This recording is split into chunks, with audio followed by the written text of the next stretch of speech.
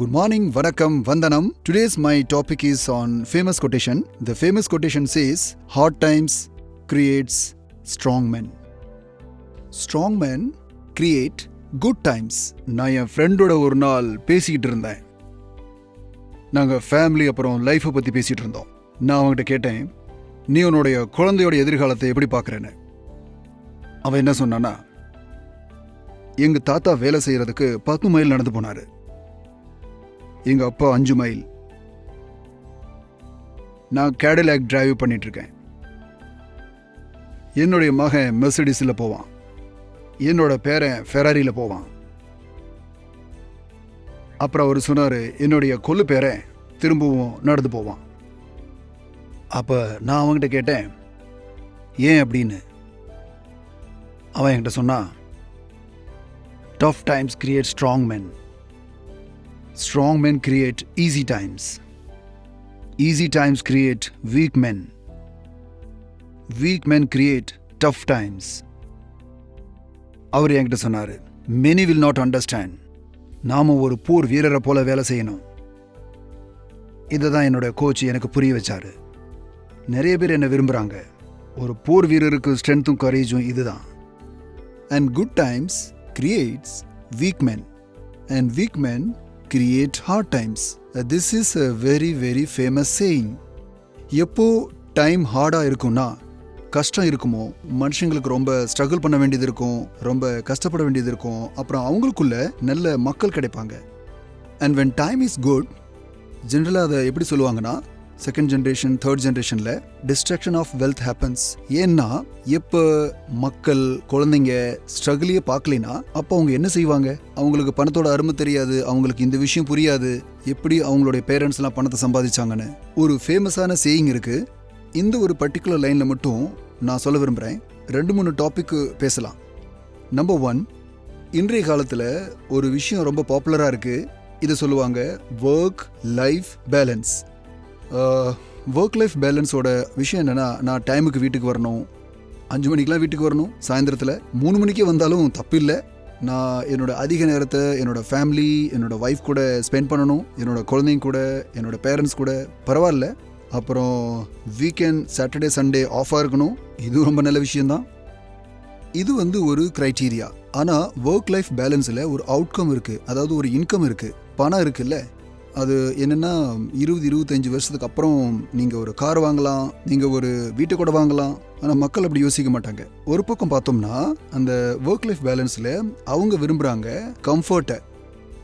டைமுக்கு வரணும், வீட்டில் டைம் ஸ்பெண்ட் பண்ணணும், குழந்தைங்க கூட டைம் ஸ்பெண்ட் பண்ணணும். ஆனால் இன்னொரு பக்கம் எங்கே ரிசல்ட் வருதோ அங்கே எந்த பேலன்ஸும் இல்லை. அது எக்ஸ்ட்ரீம் சைடு. எக்ஸ்ட்ரீம் சைடு என்ன? எனக்கு ரொம்ப இன்சென்டிவ் கிடைக்கணும், எனக்கு ரொம்ப மணி கிடைக்கணும், எனக்கு மிகப்பெரிய டெசிக்னேஷன் கிடைக்கணும், 3-4 ஸ்டேட் கிடைக்கணும், ஆர்எம்பி கூட ஆயிடலாம், ஜெடம் கூட ஆயிடணும், எனக்கு பேர் நிறைய கிடைக்கணும். ஆனால் நான் வேலை செய்வேன் என்னோட அடிப்படையில். இதுதான் வெரி வெரி, நான் என்ன சொல்கிறேன்னா, stupid kind of thing. If you want extreme side, if you want to rise very fast, உங்களுக்கு சீக்கிரத்தில் பெரிய இடத்துக்கு போகணும்னா உங்களுக்கு அதன் அடிப்படையில் எதையாவது நீங்கள் கொடுத்தாகணும். நீங்கள் ரொம்ப உழைக்க வேண்டியது இருக்கும், நீங்கள் டைம் கொடுத்தாகணும், நீங்கள் சாக்ரிஃபைஸ் பண்ணி ஆகணும். யார் சக்ஸஸ்ஃபுல் ஆயிருக்காங்களோ, உங்களுடைய uncle, aunty, known, who is ever, அவங்ககிட்ட பேசுங்க. They will never work like balance. இது இன்னைக்கு the trending. This should go away from your mind. உங்களுக்கு நிறைய வேணும்னா நீங்கள் நிறைய கொடுத்தாகணும். Without input nothing output will happen. Output கிடைக்காது, உங்களுக்கு பெருசாக கிடைக்காது. This has to be understood. ஆனால் பெரும்பாலான இடத்துல நான் என்ன பார்க்குறேன்னா, பேசிக்கலாக தமிழ்நாட்டில் சில பேர் சொல்லியிருக்காங்க, ஒரு கம்பெனி ஸ்டார்ட் ஆயிருக்கு. அவங்க சொல்கிறாங்க, உங்களுக்கு எந்தவித சேல்ஸ் ப்ரெஷரும் இருக்காது, நீங்கள் சாட்டர்டே சண்டே வேலைலாம் செய்ய தேவையில்லை, சாட்டர்டே சண்டே லீவாக இருக்கும், சாட்டர்டே லீவாக இருக்கும், நீங்கள் முதல்ல வீட்டுக்கு போங்க, உங்ககிட்ட வேலையை பற்றி யாரும் கேட்க மாட்டாங்க. என்னோட கொஷின் என்னென்னா, இந்த கட் த்ரோட் காம்படிஷனில் சேல் எப்படி வரும்? அப்புறம் சேல் வரல அப்படின்னா அப்புறம் எப்படி விற்பனை ஆகும்? பணம் எங்கேருந்து வரும்? ஆனஸ்ட்லி சொல்லிட்டா, இந்த மாதிரியான கம்பெனிஸ் 6 மாதத்துலேருந்து 1 வருஷத்துக்குள்ளே காணாமையே போயிடுவாங்க, முடிஞ்சு போயிடும். இது மாதிரியான கம்பெனிஸ் யாரோட கரியரையும் உருவாக்க முடியாது. எது வரைக்கும் ப்ரெஷர் உங்கள் மேலே இருக்காதோ, எது வரைக்கும் நீங்கள் கஷ்டப்படலையோ, எது வரைக்கும் உங்ககிட்ட ஒரு ஸ்பார்க்கோட தாட் இல்லையோ, அதாவது எனக்கு கண்டினியூஸாக இம்ப்ரூவ் பண்ணணும்னு, நான் இன்னும் பெட்டர் ஆகணும்னு நினைக்கணும், இது மாதிரி தாட் உங்கள் மனசில் வரலைன்னா பாஸ்ட் ஒர்க்கிங்கை வச்சு இல்லைன்னா பாஸ்டோட சக்ஸஸை வச்சு நான் எப்போவுமே மெஷர் பண்ணக்கூடாது என்னோட ஃப்யூச்சர் சக்ஸஸை. ஒரு ஃபேமஸான சேயிங்ஸ் இருக்கு. இதில் என்ன சொல்லுவாங்கன்னா, நான் இதை செஞ்சேன், நான் அதை செஞ்சேன். ஸோ அப்போ மக்கள் சொல்லுவாங்க, அதனால என்ன, நம்ம என்ன செய்கிறோமோ அது கண்டிப்பாக வெளியில் வரும். நம்ம இதுக்கு முன்னாடி என்ன செஞ்சோமோ அதை மறந்துடணும். செஞ்சோம், பரவாயில்ல, இருந்தா இருக்கட்டும். என்னை இம்ப்ரெஸ் பண்ணுறதுக்காக சொல்ல வேண்டாம். நீங்கள் இதை பண்ணியிருக்கீங்க, அதை பண்ணியிருக்கீங்க. என்கிட்ட சொல்லுங்க, என்ன செய்யலான்னு பிளான் பண்ணியிருக்கீங்க, ஃபியூச்சருக்காக நீங்கள் என்ன பண்ண நினைக்கிறீங்க, அதை காமிங்க. அதைத்தான் நான் நம்புவேன். நாம் இது மாதிரி உலகத்தில் வாழ்ந்துட்டு இருக்கிறோம். இருந்தாலும் மக்கள் வெவ்வேறு விதமான கருத்தை வச்சிருக்காங்க. கொட்டேஷன்ஸ் வரும் இன்டர்நெட் மேலே, நிறைய பேர் பெரிய பெரிய லெக்சர்லாம் கொடுப்பாங்க. அப்புறம் முக்கியமான விஷயத்த மறந்துடுவாங்க. இது ஒன்று. அப்புறம் இன்னொரு விஷயம் என்னன்னா, மேன்கைண்டில் நாங்கள் எப்போவுமே பீப்புள் சென்ட்ரிக் கம்பெனியாக இருந்திருக்கிறோம். நாங்கள் இது எப்போவுமே சொல்லிகிட்டு இருக்கிறோம். எப்போவுமே நாங்கள் இந்த விஷயத்த சொல்லிட்டு இருக்கிறோம். அதாவது நாங்கள் நிறைய மக்களை பற்றி யோசிக்கிறோன்னு. மக்களோட இம்ப்ரூவ்மெண்ட் பற்றி யோசிப்போம். அப்புறம் அந்த மக்களோட பெனிஃபிட் பற்றி யோசிப்போம். அப்புறம் இன்னொரு விஷயம் என்னன்னா, மக்கள் வளர்ச்சி அடையணும், மக்கள் பாராட்டப்படணும், பீப்புள் ப்ரொமோட் ஆகணும், மேன்கைண்டும் ப்ரொமோட் ஆகணும். ஆனால் எனக்கு ஒரு விஷயம் சொல்லணும். அதாவது எல்லாத்துக்கும் இன்சென்டிவ் கிடைக்கணுமா, எல்லாத்துக்கும் மெடல் கிடைக்கணுமா, எல்லாருமே பாராட்டப்படணும்னு நினைக்கிறாங்களா? முடியாது, கண்டிப்பாக முடியாது. ஒவ்வொருத்தருக்கும் அவங்களுடைய திறமைக்கு ஏற்ற மாதிரி கிடைக்கணும். மேன்கைண்ட்குள்ள பெஸ்ட் பீப்புள் தான் வேலை செய்யணும். இதுதான் சரி. உங்க எல்லாத்தையும் திருப்திப்படுத்த முடியுமா? திருப்திப்படுத்த முடியாது. எங்களுக்கு செய்ய வேண்டிய அவசியமும் இல்லை. மேன்கைண்ட்ல எல்லாருமே நல்லவங்களா? இல்ல. நாங்க யார் கூட இருக்கிறோம்னா, நாங்க பீப்புள் சென்ட்ரிக்கா இருக்கிறோம். நிஜமாவே பீப்புள் சென்ட்ரிக்கா இருக்கிறோம். யாரு எங்களுக்கு குட்டோ அவங்களுக்காக, யாரு ரொம்ப நல்ல உழைப்பு கொடுக்குறாங்களோ, யாரு நல்லா வேலை செய்யலையோ, நாங்க அவங்களுக்கு எகெயின்ஸ்டா இருக்கிறோம். மேன்கைண்ட் பாஸ்ட் சரி, பிரசன்ட்டும் சரி, புதுசா இருந்தாலும் சரி, பழசா இருந்தாலும் சரி, இது நாங்க கிளியர் பண்ணிடுறோம். எல்லாத்துக்குமே தான். நான் உங்ககிட்டையும் கேட்குறேன், உங்களோட லைஃப்ல நீங்க எத்தனை பேரை தெரிஞ்சு வச்சிருக்கீங்க? 50 பேர், 100 பேர்? என்னோட இன்னொரு கேள்வி, உங்களுடைய லைஃப்ல 3 அல்லது 4 யாரு பெஸ்ட் ஃப்ரெண்டு? 4-5 பேர் தானே இருப்பாங்க. அந்த 50-60 பேர்ல அந்த 4-5 பேர் ஏன் பெஸ்ட் ஃப்ரெண்ட் ஆனாங்க? ஏன்னா உங்களுக்கு ரொம்ப பிடிக்கும். அதே மாதிரி கம்பெனிக்குள்ளேயும் தான். உங்ககிட்ட அந்த 5-6 பேருக்கு அப்புறம் இப்படியும் சில ஃப்ரெண்ட்ஸுங்க இருப்பாங்க. அவங்கள நல்லவங்கன்னு சொல்லுவீங்க. அவங்க பெஸ்ட் இல்லை, ஆனால் நல்லவங்க. அப்ப அவங்களையும் சேர்த்துக்கலாம். இப்ப 15 ஆயிடுச்சா? 5 பெஸ்ட் ஃப்ரெண்ட், 10 உங்களுடைய நல்ல ஃப்ரெண்ட். அதுக்கப்புறம் உங்ககிட்ட 20-25 பேர் இப்படி இருப்பாங்க. நீங்க அவங்கள தெரிஞ்சு வச்சிருப்பீங்க. தெரியும், அவங்கள பத்தி நல்ல கருத்து இருக்கும் உங்களுக்கு. அவங்களும் நல்லவங்க தான். அப்புறம் 20 இல்ல 10 பேர் இருப்பாங்க. அவங்கள உங்களுக்கு பிடிக்காது, அவங்கள சந்திக்க விரும்ப மாட்டீங்க. நீங்க உங்களுடைய யூனிவர்ஸ்ல, உங்களோட லைஃப்ல இப்படி யோசிக்கிறீங்கன்னா, அப்புறம் மேன்கைண்ட் தான் யோசிக்கும். மேன்கைண்ட் எப்பவுமே எதை செக்ரிகேட் பண்ண விரும்புதுன்னா, ஆல்வேஸ் டால். இவங்க ரொம்ப நல்லவங்க, இவங்க நல்லவங்க, அப்புறம் இவங்க பாட்டம்ல இருக்கிறவங்க. இது ஞாபகம் வச்சுக்கோங்க. ஒவ்வொரு மீட்டிங்லயும் எங்க இது மாதிரி நடந்தாலும் நம்மளோட பொசிஷன் என்னன்னு பாருங்க. எப்பவுமே இந்த மீட்டிங்ல எவ்வளவு பேர் உட்காந்துருக்காங்களோ, எந்த 5 பேர் டாப் 5 மெடிக்கல் ரேப்ஸ்னு, அப்புறம் எதன் அடிப்படையில் நீங்க சொல்றீங்க 5 பெஸ்ட் மெடிக்கல் ரேப்ஸ்னு? ஏன் அவங்க அப்படி இருக்காங்க? நான் எப்பவுமே இந்த கேள்வி கேட்பேன். அதுக்கப்புறம் என்னுடைய நெக்ஸ்ட் கொஸ்டின் என்னன்னா, இந்த மீட்டிங்ஸ்ல எத்தனை ரேப்ஸ் இருந்தாலும் 30 பேர்ல 5-6 மெடிக்கல் ரேப்ஸ் இருப்பாங்க. அந்த எனக்கு சொல்லுங்க, பாட்டம்ல 4-5 பேர் யாரு? அப்புறம் ஏன் அவங்க பாட்டம்ல இருக்காங்க? I used to ask, and I used to ask always separately on the meeting. I used to appreciate them and used to criticize. நான் அவங்ககிட்ட பேசுவேன். யாருன்னா, யாரு நல்லா பெர்ஃபார்ம் பண்ணலையோ அவங்க கிட்ட. இதோட அர்த்தம் என்ன? நாங்க எப்பவுமே செக்ரிகேட்டிவ். அது நாங்க எப்பவுமே மோர் இன்சென்டிவ்ஸ் கொடுக்குறோம். யாருக்குன்னா, யாரு பெர்ஃபார்மிங் நல்லா பண்றாங்களோ நாங்க அவங்கள பனிஷ் பண்ண விரும்புறோம். யாருன்னா, யாரு இன்எஃபிஷியன்ட்டோ, கரப்டோ, அப்புறம் ஏமாத்திட்டு இருந்தாங்களோ, எப்பவுமே அவங்கள நாங்க என்கரேஜ் பண்ணனதில்லை. நாங்க அது மாதிரி பீப்புள் சென்ட்ரிக் கம்பெனியா இருக்கிறோம். சில பேர் எப்படி நினைச்சிட்டாங்கன்னா, எல்லாத்துக்கும் எல்லாமே கொடுத்துடணும், எல்லாத்துக்கும் எல்லாத்தையும் கொடுக்க முடியாது. நாங்கள் நல்லவங்களுக்கு ரொம்ப நிறைய கொடுப்போம், அப்புறம் மோசமானவங்களுக்கு எதுவும் கொடுக்க மாட்டோம். அதுதான் எங்களோட philosophy of people centricity. Mankind people centric அப்படின்னு சொல்கிறப்போ, just believe our words, look at the policies. People centricity and at the same time merit based, earning merit based promotions. இதுதான் மேன்கைண்டோட தீமாவே இருக்கு. நீங்க எது வேணாலும் பாருங்க. ஏன் இன்சென்டிவ் மேன்கைண்ட்ல ஃபெனாமினல் அப்படின்னு. அப்புறம் ஒவ்வொரு வருஷமும் நாங்கள் அதை இம்ப்ரூவ் பண்ணியிருக்கிறோம். நான் ஒன்று சொல்லிட்டா, ஆனஸ்டா, இந்த வருஷத்தோட இன்சென்டிவ் ஒன் ஆஃப் த பெஸ்ட்டாக இருக்கும். எண்டில் அட்லீஸ்ட் 50% மோர் மணி கடைசி வருஷத்தில் கொடுத்துருக்குறோம். இதோட அர்த்தம் என்ன? இது வரைக்கும் என்னென்ன பாலிசிஸ் வந்திருக்கோ இது வரைக்குமான பெஸ்ட் இன்சென்டிவாக இதுதான் இருக்கும். ஒன்றுக்கு அப்புறம் ஒன்று எக்ஸ்ட்ரா மைல்ஸ் இருக்குது, சுவிட்சர்லாண்ட் ட்ரிப்ஸ் இருக்குது, அப்புறம் மோட்டர் பைக்கும் இருக்குது, நிறைய இருக்குது. ஒவ்வொரு வகையான மெடிக்கல் ரேப்புக்காக ஒவ்வொரு வகையான இன்சென்டிவ்ஸ் இருக்குது. இது எப்படின்னா நாங்கள் எப்படி பீப்புள் சென்ட்ரிக்காக இருக்கோங்கிறத காமிக்குது. யாராவது எங்களை பார்த்து சொன்னாங்கன்னா நாங்கள் எல்லாத்துக்கும் கொடுக்குறோம்னு, க்ரோத் இல்லாமல் கொடுக்குறோம்னு, பர்ஃபார்மன்ஸை செக் பண்ணாமல் கொடுக்குறோன்னு சொன்னால், அவங்க வேலை செய்யலனாலும் நாங்கள் கொடுக்குறோன்னு சொன்னால் அது பொய். That's absolutely clear cut. இது கூட நான் இன்னொரு விஷயத்தையும் சொல்கிறேன். நாங்கள் ஒரு சேஞ்சிங் கைண்ட் ஆஃப் மோடில் இருக்கோம் அப்படிங்கிறதுக்காக சொல்கிறேன். ரொம்ப அருமையான டிரான்ஸ்ஃபர்மேஷன் போயிட்டுருக்கு மேன்கைண்ட்குள்ளே.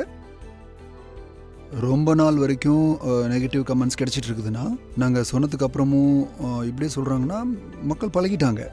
அப்ராக்சிமேட்டாக 150 பேர் இப்படி இருக்காங்க. இவங்களுக்கு லாஸ்ட் இயர் கேஷ் அவார்டு கிடைக்கல, இந்த வருஷமும்.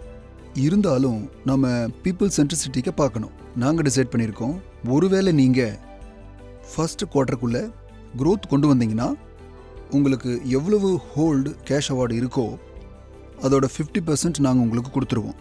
ஒருவேளை நீங்கள் முதல் 6 மாதத்துக்குள்ள 5% ப்ளஸ் க்ரோத்தை கொண்டு வந்தீங்கன்னா அதில் டிஃப்ரெண்ட் சர்க்கம்ஸ்டான்சஸ் இருக்கும். சில இடங்களில் வேகன்சிஸ் இருந்துச்சுன்னா க்ரோத் வரதில் கொஞ்சம் கஷ்டமாக இருக்கும். அப்போ உங்களுக்கு போன வருஷத்துக்கான அந்த ஹோல்டு இன்சென்டிவ் இருக்குல்ல, அதை முழுசாக கொடுத்துருவோம். எந்த கம்பெனியில் இது மாதிரி நடக்கும்? அதிகப்படியான கம்பெனிஸ்குள்ள ஜஸ்ட் கால்குலேஷன் தான் இருக்கும். பாலிசிஸ் பார்ப்பாங்க, அதுக்கப்புறம் அப்ளை பண்ணுவாங்க. ஆனால் ஏன் மேன்கைண்ட்ல இது மாதிரி நடக்குது? ஏன்னா நாங்கள் ரியலாக புரிஞ்சு வச்சிருக்கோம். அதாவது உங்களுக்கு ஏதாவது தப்பு பண்ணிட்டீங்க, உங்களுக்கு திருத்திக்கிறதுக்கான வாய்ப்பு கிடைக்குதுன்னா நாங்கள் கண்டிப்பாக கொடுப்போம். எப்பவுமே நாங்கள் இதை யோசிச்சுட்டே இருப்போம். மேன்கைண்ட்குள்ள some kind of personal touch இருந்துக்கிட்டே இருக்கும். பர்சனல் டச் எங்கள் தரப்புல இருந்து இந்த பர்சனல் டச் 10-15 நிமிஷம் கண்டிப்பாக இருக்கும், எப்பவுமே இருக்கும். ஆனால் பாஸ்ட்ல என்ன நடந்துச்சுன்னா, பாஸ்ட்ல பர்சனல் டச்சாகவே ஆயிடுச்சு. உங்களுக்கு நெகட்டிவ் க்ரோத் இருந்துச்சு, சேல் பண்ணலை, மெடல் கண்டிப்பாக கிடைச்சிடணும்னு. இது மாதிரியான ஒரு கல்ச்சர் உண்மையிலுமே நிறுத்தப்படணும். இதை நாங்கள் நிறுத்திட்டோம். இந்த வருஷத்துலேருந்து எல்லா விஷயமே பர்ஃபெக்டாக இருக்குது. பர்ஃபார்மன்ஸ் பாலிசிஸில் நிறைய மாற்றம் இருக்குது. இதுவும் உண்மைதான். யார் நல்லா உழைக்கிறாங்களோ அவங்க கண்டிப்பாக க்ரோத் ஆவாங்க, யார் உழைக்கலையோ அவங்க கண்டிப்பாக கீழே போவாங்க. நிறைய மிஸ்டேக்ஸ் பாஸ்டில் நடந்திருக்குது, அதனால நாங்கள் இப்போ கரெக்ட் பண்ணிட்டு இருக்கிறோம். இதுதான் சொல்கிறோம் அக்கௌண்டபிலிட்டி. அக்கௌண்டபிலிட்டி எப்போ நடக்கும்னா கொஷனிங் நடக்கிறப்போ. கொஷனிங் எப்போ நடக்கும்? நம்மக்கிட்ட டேட்டா இருக்கும்போது. நம்ம டேட்டாவை பார்க்குறோம், அப்புறம் பாஸ்டோட பர்ஃபார்மன்ஸை பார்க்குறோம், உங்களுடைய பாஸ்ட் ஸ்டேட்மெண்ட்டை பற்றி செக் பண்ணுறோம். அதுக்கப்புறம் தான் நாங்கள் எந்த முடிவும் எடுக்கிறோம். ஸோ நீங்கள் குட்டாக இருந்தீங்கன்னா, நீங்கள் முன்னேற விரும்புகிறீங்கன்னா, நீங்கள் கற்றுக்க விரும்புகிறீங்கன்னா இதுதான் பெஸ்ட் கம்பெனி. ஒருவேளை உங்ககிட்ட எனர்ஜியே இல்லை, நீங்கள் உழைக்க முடியாது, உங்களுக்கு உட்காந்துக்கிட்டே சம்பாதிக்கணும்னா அந்த கம்பெனி இது கிடையாது. இன்னொரு ஹானஸ்டி பற்றி பேசணும் அப்படின்னா, நாங்கள் உண்மையிலேயே மேன்கைண்டில் ரொம்ப ஹானஸ்டாக இருக்கிறோம். நீங்கள் இது பார்த்தீங்க அப்படின்னா நான் ரொம்ப ஸ்ட்ரெயிட்டாக பேசுவேன், ஸ்ட்ரெயிட்டாக ஹார்ட்ல இருந்து. யாரு கூட நான் கண்டினியூஸாக பேசிகிட்டு இருக்கிறனோ, திட்டுறனோ, பாராட்டுறனோ, நான் அவங்கள திட்டவும் செய்வேன். நான் அவங்ககிட்ட ரொம்ப நம்பிக்கை வச்சுருக்கேன். எனக்கு ஒரு பழக்கம் இருக்குது, என்னோட இன்னர் ஃபீலிங்கை நான் பீப்புள் கொடுப்பேன். பீப்புள் இதை கண்டிப்பாக புரிஞ்சுக்கணும். சொல்லுவாங்கள்ல, நாங்கள் இவ்வளோ ஃபாஸ்ட்டாக எப்படி எக்ஸிக்யூட் பண்ணுறோன்னு. நாங்கள் இந்த ஃபார்மாலிட்டிஸ் எல்லாம் பார்க்குறதில்ல. உங்ககிட்ட சுற்றி வளைச்சு பேசுறது, டிப்ளமேட்டிக் லாங்குவேஜில் பேசுறது கிடையாது. நேரடியாக சொல்லிடுவோம். நான் வீடியோவில் பேசிடுவேன். நாங்கள் எப்பவுமே மேன்கைண்ட் எப்பவுமே ஆனஸ்டாக இருக்குது. ரொம்ப வருஷத்துக்கு முன்னாடி நான் ஒரு அட்வர்டைஸ்மெண்ட் பார்த்தேன், அது ரொம்ப ஃபேமஸ் ஆனது. அந்த ஆடில் என்ன எழுதியிருந்தது? Men wanted for hazardous journey, small wages, bitter cold, long months of complete darkness, constant danger, safe return doubtful, honor and recognition in the event of success. இந்த ஆடு யார் எழுதியிருக்காங்கன்னா ஏர்னஸ்ட் ஷக்டர்ன். ஒருவேளை நீங்கள் இந்த ஆடில் பார்த்தீங்கன்னா சுத்தமாக இது மாதிரி சொல்லப்படலை. ஏதாவது செல்லிங் மாதிரி, அதாவது ஏதாவது கொடுக்க போகிறோன்னு, அதாவது நாங்கள் உங்களை இதை பண்ணிடுவோம், உங்களுக்கு அதை கொடுத்துருவோம், உங்களை ரொம்பவே பெருசாக பணத்தை கொடுத்துருவோம், ரொம்ப பெரிய பொசிஷனை கொடுத்துருவோம். இது மாதிரியான கிளாமரஸ் திங்ஸ் இப்போல்லாம் நடந்துட்டு இருக்கு.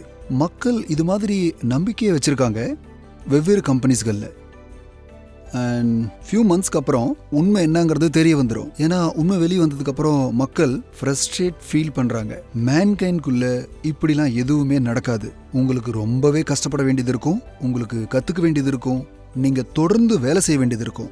Because learning is not a life going in a gym and doing 8 hours of weight lifting. இப்படிலாம் எதுவும் நடக்காது. நீங்கள் தொடர்ந்து 8 மணி நேரம் வெயிட் லிஃப்டிங் இல்லை 5 மணி நேரம் பண்ணுறீங்கன்னா அது உங்கள் உடம்புக்கு நல்லதில்லை. லர்னிங் எப்படின்னா, அதாவது ஃபார் எக்ஸாம்பிள் நீங்கள் ஜிம்முக்கு டெய்லி போகிறீங்க, கன்சிஸ்டண்ட்டாக போகணும் 6 to 5 days, ஒவ்வொரு வருஷமும் குட் நம்பர் ஆஃப் இயர்ஸ். அதுக்கப்புறம் சம் கைண்ட் ஆஃப் இம்ப்ரூவ்மெண்ட் நடக்கும். அது சொல்லுவாங்கள்ல 0.1% improvement every day every week is happen. அதை நீங்கள் மல்டிப்ளை பண்ணிங்கன்னா எவ்வளோ இம்ப்ரூவ்மெண்ட் ஆகும்? This is what mankind is. So everything is on the face. இதுதான் எங்களோட இது தவிர நான் இன்னொரு ஸ்டோரியும் கூட பகிர்ந்துக்க விரும்புகிறேன். செகண்ட் வேர்ல்டு வாருக்கு முன்னாடி Germany was working like anything. 6 days plus working hours. அவங்க வாருக்காக ப்ரிப்பேர் ஆகிட்டு இருந்தாங்க. இன்னொரு பக்கம் ஃப்ரான்ஸ்குள்ள இட் வாஸ் 5 days வீக். அவங்க என்ன நினைச்சாங்கன்னா, அதாவது நாம ஃப்ரைடே கூட லீவு கொடுத்துடலான்னு. உங்களுக்கு தெரியுமா என்ன நடந்ததுன்னு? அதுக்குள்ள அந்த செகண்ட் வேர்ல்டு வாரில் டைமே இல்லை. France was beaten. நினைச்சு பார்க்க முடியாத வெற்றி ஜெர்மனிக்கு. ரொம்ப மோசமாக தோத்தாங்க. ஏன்னா அவங்க நினைச்சாங்க புவர், பேம்பர்ட் அண்ட் லக்ஸூரியஸ். வாழ்க்கையில் எப்பவுமே கிராண்டடாக எதையும் எடுத்துக்கூடாது. For this, I wish you a best. Have a great year at all the best. Bye bye. See you.